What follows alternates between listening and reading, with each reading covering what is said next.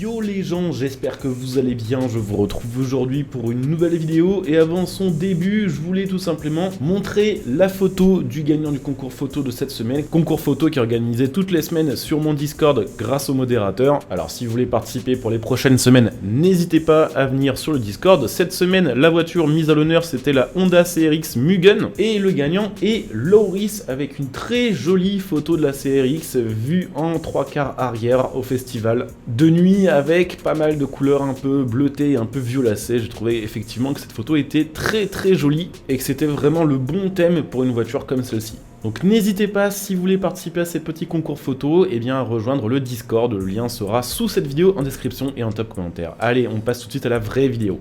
Yo les gens, j'espère que vous allez bien, je vous retrouve aujourd'hui pour une nouvelle vidéo sur Forza Horizon 5, une vidéo dans laquelle on va parler d'un petit post publié par les développeurs du jeu le 2 décembre 2021, petit post qui parle des différents problèmes remontés aux développeurs du jeu, notamment concernant le multijoueur. Si on parle de ça aujourd'hui dans cette vidéo, c'est tout simplement que ces derniers temps, il y a eu énormément de monde sur ma chaîne, dans les commentaires d'autres vidéos ou même sur mon Twitter, qui à chaque post plus ou moins lié à Forza Horizon 5 commente en demandant s'il y a du nouveau à propos de ces problèmes. Et du coup, je vous l'avais dit, dès qu'il y aurait du nouveau, je vous en parlerai en vidéo. Il y a du nouveau, je vous en parle en vidéo. Donc on va rentrer dans le détail de ce qui a été donc publié. Juste petit détail, je sais qu'il y aura peut-être un peu plus d'écho sur cette vidéo. Sur ma voix, il y aura peut-être un peu plus de reverb que d'habitude parce que je suis en train de refaire le bureau, du coup, où je fais les vidéos, où je fais les lives. Et tous les meubles ne sont pas encore arrivés. Du coup, il y a un peu plus d'écho que d'habitude et je m'en excuse. Donc c'est parti, voici ce que dit le post officiel des développeurs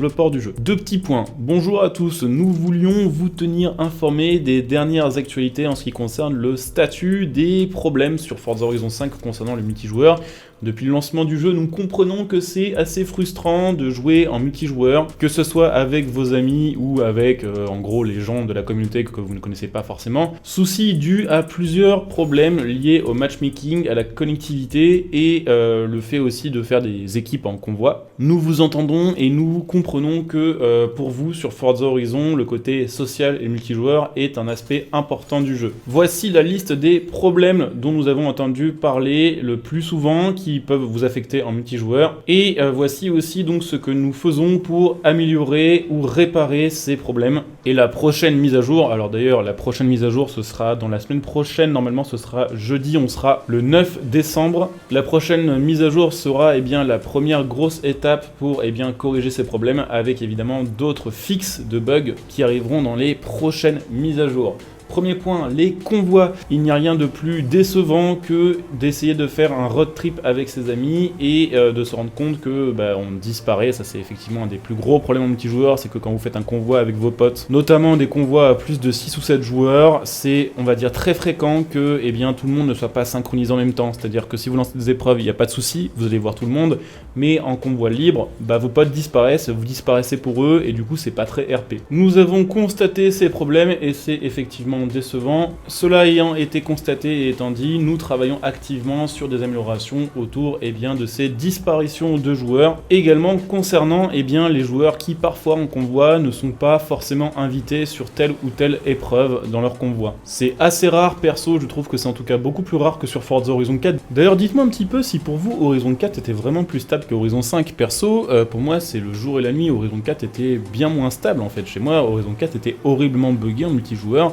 Ça arrivait fréquemment que sur une session multijoueur de 2 heures, je passe facile 30 ou 35 minutes juste à faire du matchmaking, à inviter les gens, à resynchroniser. C'était un enfer. Et sur Horizon 5, en vrai, même si les convois sont pas très stables en hors ligne, en épreuve, je trouve que c'est beaucoup plus stable.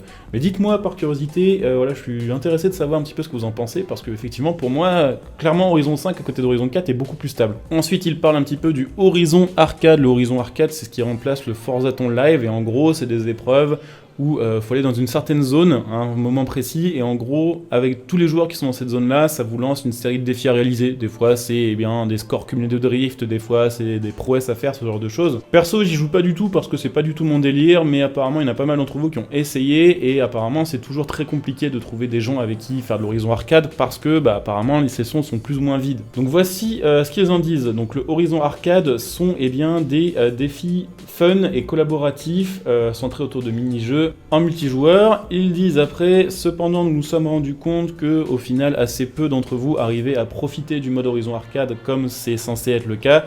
Il y a souvent beaucoup moins de joueurs que prévu pour faire ces modes Horizon Arcade, et qu'au final c'est juste pas très fun. Comme pour les convois, nous savons que malheureusement certains joueurs disparaissent au moment du lancement de ces Horizon Arcade, et nous travaillons justement sur la correction de ces bugs pour le résoudre. Pour le coup, c'est bizarre comme phrase, c'est pas super bien tourné, du coup je sais pas trop s'ils veulent dire que c'est pas très fun parce que les joueurs ne rejoignent pas, ou alors si les joueurs ne rejoignent pas parce que l'Horizon Arcade n'est pas très fun. Perso, je trouve ça pas fun, et la seule fois où j'ai fait un Horizon Arcade, c'est parce que je me suis retrouvé par hasard dans la zone du Horizon Arcade au moment où ça commençait, mais vraiment j'avais pas spécialement envie de le faire, et je sais pas, j'ai l'impression que c'est quand même assez proche des Forzaton Live, sauf que les Forzaton Live ça marchait pas des masses, du coup est-ce que juste reproduire la même chose en changeant le nom ça marche, je sais pas. Pour moi le souci en fait c'est que ces épreuves là n'offrent pas en fait de récompenses spéciales, du coup il n'y a pas vraiment de raison d'y jouer. C'est un petit peu comme le Forzaton Live en fait de Forza Horizon 4, ça sert à quoi de gagner des points Forzaton quand au final les récompenses de Forzaton Shop c'est des vêtements ou des voitures qui ne sont pas exclusives. C'est vrai que c'est chouette de pouvoir acheter une Agera RS pour 600 points Forzaton plutôt que de l'acheter avec des crédits farmés en jeu, mais perso je me dis au pire si j'ai pas assez de points Forzaton ce coup-ci, je la choperai plus tard, je la paierai, c'est pas très grave, je suis pas trop du genre à me dire bon je vais farmer les points Forzaton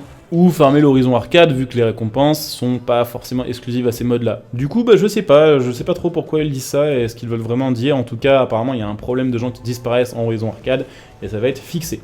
Ensuite, problème qui m'intéresse un peu plus, le Eliminator. Effectivement j'en ai fait 2-3 sessions ces derniers temps.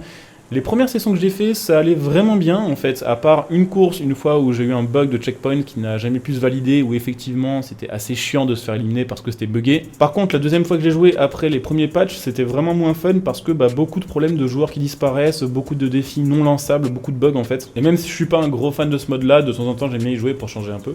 Et effectivement, ils sont au courant qu'il y a des joueurs invisibles et que parfois on ne peut pas lancer de défis à d'autres joueurs, même en klaxonnant, le truc classique. Ensuite ils disent nous avons identifié le problème et nous travaillons tout simplement pour le résoudre, donc plutôt bonne nouvelle. Ensuite concernant le Horizon Open qui est, je le rappelle, tout simplement une série de courses en JCJ, en PVP, nous sommes maintenant au courant d'un problème qui faisait que tout simplement les convois et le matchmaking en Horizon Open ne fonctionnent pas. Nous travaillons là aussi sur une amélioration du matchmaking concernant le Horizon Open pour vous assurer que vous et votre convoi puissent trouver des courses en Horizon Open ensemble sans casser le convoi. Il parle ensuite des leaderboards, donc en gros des classements par exemple sur les défis, sur les rivaux, ce genre de choses, et j'ai pas encore lu mais je vous avoue que j'espère que ça va parler de glitch et de cheat parce qu'il y a effectivement une bonne partie malheureusement des records sur des radars, sur des zones de drift, mais spécialement sur des radars et sur des zones de vitesse, et effectivement aussi sur les panneaux danger,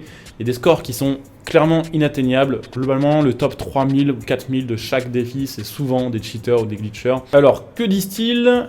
Leaderboards, nous sommes au courant de bugs qui causent des temps erronés qui se retrouvent sauvegardés sur le classement donc, du mode rival, et nous sommes en train de travailler sur une future mise à jour pour empêcher ce problème d'arriver. Nous sommes aussi au courant que certains joueurs utilisent des modifieurs de vitesse in-game pour améliorer leur score pour les stunts PR, donc en gros justement les zones de vitesse, ce genre de choses. Et nous regardons pour trouver et supprimer ces scores qui sont anormalement élevés et qui sont normalement inatteignables. Tricher, glitcher, modifier le jeu et utiliser des exploits pour, on va dire, prendre avantage sur les autres joueurs en compétitif ruine l'expérience de jeu pour les autres joueurs. Évidemment, nous savons que le problème du cheat ne sera jamais entièrement résolu. C'est vrai que ça, peu importe le jeu, peu importe l'anti-cheat, peu importe tout simplement les vérifications qui sont faites. Il n'existe aucun jeu multijoueur où il n'y a pas du tout de tricheur. Donc voilà, même si nous savons que le problème du cheat ne sera jamais entièrement résolu, nous allons essayer de continuer à proposer des améliorations dans notre système de jeu pour prévenir la triche et les glitches et agir sur ceux qui utilisent tout simplement ces méthodes qui modifient le jeu et qui perturbent le gameplay des autres joueurs. Ensuite, ça parle un petit peu du Event Lab. Alors là, c'est pareil, au final, le Event Lab, je trouvais que c'était fou sur le papier, mais au final, maintenant que le jeu est sorti, je l'ai pas utilisé une seule fois. En gros, c'est le mode ultra créatif qui permet de créer des modes de jeu, de créer des tracés, ce genre de choses. Donc, qu'est-ce qu'ils disent? Ils disent, nous comprenons que c'est frustrant de perdre toute sa progression lorsque l'on crée un nouveau Event Lab, que ce soit une piste, une arène ou un mode de jeu. Nous savons qu'il est parfois difficile de réaliser certaines œuvres Event Lab et que nous travaillons pour une prochaine mise à jour. Nous travaillons sur la possibilité d'introduire des sauvegardes et edits sur l'Event Lab. Donc en gros, actuellement, je suppose, parce que encore une fois, j'ai pas fait d'Event Lab, donc en gros, si vous commencez à créer une épreuve et que vous quittez, vous n'avez pas, on va dire, la possibilité de revenir et de l'éditer plus tard, ce qui veut dire que si vous voulez juste modifier un petit quelque chose, vous êtes obligé de recommencer à zéro. Donc je suppose que là, ils vont introduire un système permettant en gros de quitter le Event Lab et de reprendre la même création plus tard pour modifier. Nous savons également qu'il y a un problème de farm d'argent et de crédit d'XP en gros en Event Lab et d'autres types, on va dire, d'exploitation de bugs liés au Event Lab. Et là aussi, nous travaillons sur le jeu, sur le système de jeu pour améliorer le système de reward, de curation, donc en gros l'argent et l'XP gagné à la fin d'une épreuve pour que ce soit équilibré. Nous savons que ces gros problèmes cités précédemment ne sont, on va dire, qu'une partie des corrections de bugs nécessaires à Forza Horizon 5. Effectivement, ils ont mis un petit lien ramenant donc vers une page où en fait tous les problèmes liés à Forza Horizon 5 sont résumés. Et voilà, nous travaillons actuellement activement dessus. Nous voulions simplement vous donner un petit peu de visibilité sur ces problèmes majeurs et en gros vous montrer qu'on bosse là-dessus et qu'on vous entend. Voilà, soyez assurés que votre retour est entendu, que votre avis compte et que nous travaillons vraiment pour améliorer l'expérience Forza Horizon 5. En même temps, nous allons, pour vous remercier de votre fidélité et en gros pour, nous faire pardonner, on va dire ça comme ça, nous allons donner à tous les joueurs Forza Horizon 5 1000 points du Forzaton Shop qui arriveront avec la prochaine mise à jour de contenu qui sera d'ailleurs, je le rappelle, normalement disponible aux alentours du 9 décembre et qui vous permettront du coup d'obtenir des klaxons, des vêtements, des voitures rares dans le Forzaton Shop ainsi que des wheelspins et des super wheelspins. Merci à tous pour votre patience et votre soutien. Dès que ces fixes auront été testés, nous commencerons à les déployer sur le jeu, sur les serveurs. Donc ce qui est important à retenir, c'est que la plupart des gros problèmes dont vous me parlez et dont en gros la plupart des joueurs Forza Horizon 5 parlent ont été remontés, qu'ils sont au courant de tous ces gros problèmes-là, qu'ils bossent dessus, c'est normal, hein, clairement je suis pas en train de dire faut les féliciter parce qu'ils corrigent leurs problèmes, juste voilà, ils font leur boulot, ça va arriver dans les prochaines mises à jour, avec une correction déjà de certains bugs dès la prochaine mise à jour, donc ça ce sera vraiment normalement d'ici quelques jours, vraiment maximum une semaine. Et ça dit quoi aussi? Ça dit qu'il y aura un patch de contenu, donc ça veut dire des nouvelles voitures, ça veut dire la suite du Car Pass, ça veut dire la suite des sélections de festival. Normalement lundi ou mardi soir il y aura un live officiel des développeurs, en tout cas c'est ce qu'ils faisaient pour Forza Horizon 4, je ne sais pas s'ils vont reprendre exactement la même formule, mais techniquement une semaine ou en tout cas 3-4 jours avant la sortie de la mise à jour, qui se faisait tous les jeudis et qui d'ailleurs normalement se fait encore les jeudis cette année sur Forza Horizon 5, on avait un show d'une heure dans lequel nous montrait toutes les nouveautés, tous les fixes de bugs, toutes les nouvelles voitures. Donc il y aura du nouveau contenu, il y aura des fixes et surtout, je voulais revenir sur un point, c'est que faut pas oublier les gars qu'une équipe comme Playground Games, qui est un studio quand même assez fat maintenant, il y a plusieurs équipes. Il y a une équipe qui va effectivement s'occuper du réseau, qui va s'occuper de corriger les problèmes, il y a une équipe qui va tout simplement aussi gérer la communication, et il y a une équipe qui va gérer le nouveau contenu et ces personnes-là qui travaillent chez Playground Games, elles sont toutes, on va dire, embauchées pour taffer sur tel ou tel point du jeu, et c'est pas parce que vous mettez 60 personnes à la place de 30 sur un problème que le problème sera résolu 2 fois plus vite. Et que pour le coup, ils ont communiqué, on va dire, plus rapidement que c'était le cas sur Forza Horizon 4, et que ça sert à rien globalement de dire on s'en fout des nouvelles bagnoles, nous ce qu'on veut c'est pouvoir jouer au jeu. Non les gars, ce qu'on veut nous c'est pouvoir jouer au jeu et en plus avoir les nouvelles bagnoles. Donc ne le prenez pas mal, s'il y a des nouvelles voitures qui sont ajoutées sur le jeu, ce ne sont pas les mêmes personnes qui sont censées bosser sur les corrections de problèmes, et c'est pas parce qu'il y a des nouvelles voitures qui sortent que les problèmes sont ignorés. Chaque chose en son temps, et évidemment voilà, chaque personne fait son boulot, il communique dessus, et même si évidemment c'est extrêmement décevant que Forza Horizon 5 sorte avec un multijoueur qui est aussi instable, faut pas oublier qu'on revient de très loin, parce que ça aurait pu être aussi buggé que Forza Horizon 4, et que clairement c'est pas le cas. Je pense que Horizon 5 par rapport à Horizon 4 est meilleur sur quasiment tous les points, à part peut-être l'optimisation graphique, Perso, mon avis à moi sur ces bugs, parce que certains me demandent toujours mon avis, même si au final je suis un joueur lambda hein, sur Forza Horizon 5, j'ai pas forcément un jeu différent du vôtre, j'ai juste eu le jeu un petit peu en avance. Personnellement, le truc c'est que moi j'ai pas eu de problème en fait. J'ai eu très peu de soucis de convoi, j'ai eu très peu de soucis de déconnexion, j'ai eu très peu de bugs depuis la sortie du jeu. Les seuls bugs que j'ai eu entre guillemets, c'est voilà, des bugs d'affichage où j'ai eu quelques crashs. On va dire il y a quelques temps avant les premiers patchs, mais globalement j'ai une bien meilleure expérience de jeu sur Forza Horizon 5 que sur Forza Horizon 4. Du coup de mon côté c'est vrai que je suis plus hypé par les nouveaux contenus que par les fixes, parce que pour moi de mon côté j'ai pas besoin spécialement de fixes. Mais je me rappelle qu'à l'époque sur Horizon 4 j'avais plein de soucis et que tous les mois j'espérais que ce soit corrigé, donc je vous comprends, et effectivement plus le jeu sera stable, plus le jeu sera fourni au niveau de contenu, plus Horizon 5 sera une bonne expérience. Et globalement, je trouve qu'ils se sont beaucoup améliorés par rapport à Horizon 4 au niveau de leur temps de réaction, de leur temps de communication. Voilà, seulement quelques jours après, ils nous en parlent sur Twitter, alors que avant, il aurait fallu attendre littéralement des mois. Donc affaire à suivre. Je rappelle cependant aussi un petit truc, à ne pas oublier quand même, voilà, pour pas se faire de fausses joies, c'est que sur Forza Horizon 4, je pense qu'il y a eu au moins une dizaine de patchs pour corriger le multijoueur de Forza Horizon 4, et même après 10 patchs, c'était toujours pareil, toujours très compliqué, toujours des problèmes de synchronisation, toujours des problèmes pour s'inviter en épreuve. Il n'y a vraiment que les 2-3 premiers mois sur le jeu où c'était stable, ensuite il y a eu vers la mise à jour 15 ou 16 où ça allait, et puis après de la mise à jour 23 jusqu'à la 36, le multi était horriblement instable. Donc à voir, il est possible que les patchs corrigent des bugs, mais malheureusement on invoque certains autres, on applique certains autres, ce qui serait effectivement très chiant, mais ce qui est maintenant, on va dire, assez habituel, on va dire, au niveau du monde du gaming en général.